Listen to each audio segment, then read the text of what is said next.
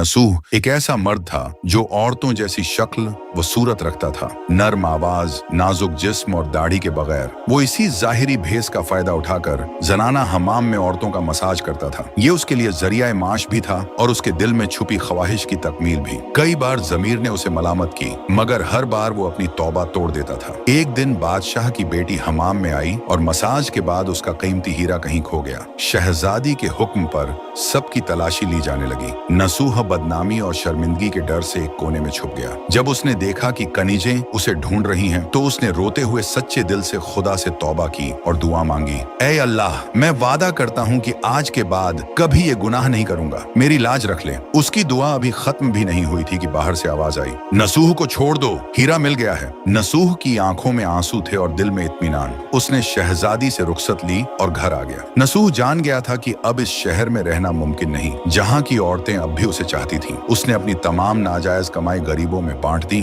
और शहर छोड़कर एक वीरान पहाड़ी पर चला गया। वहाँ वो अल्लाह की इबादत में मशगूल हो गया। एक दिन उसे एक भैंस नजर आई जो घास चर रही थी। उसने सोचा कि ये किसी चरवाहे की होगी और जब तक उसका मालिक न आए वो इसकी देखभाल करेगा। कुछ दिन बाद एक तिजारती काफिला रास्ता भूलकर वहां पहुंचा। प्यास की शिद्दत से निढाल ताजिरों को नसूह ने अपनी भैंस का दूध पिलाया और सबको सैराब कर दिया। नसूह के अच्छे अखलाकन से मुतासिर होकर ताजिरों ने जाते हुए उसे बहुत सारा माल बतौर तोहफा दिया। नसूह ने इन पैसों से वहां एक कुआं खुदवा दिया। आहिस्ता आहिस्ता उस कुएं के इर्द गिर्द लोग बसने लगे और इमारतें बनने लगीं।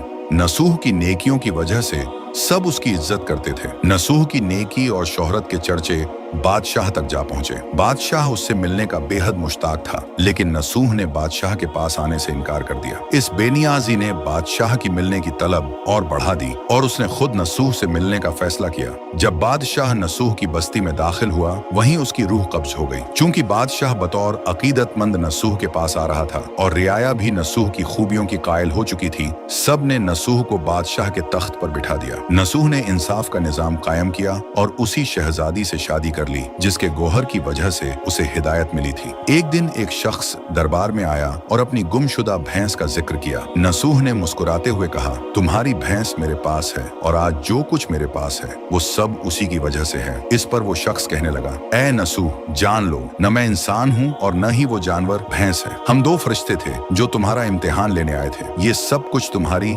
सच्ची तौबा का नतीजा है। ये कहकर वो दोनों फरिश्ते नजरों से गायब हो गए। इसी वजह से सच्चे दिल से की गई तौबा को तौबा नसूह कहते हैं।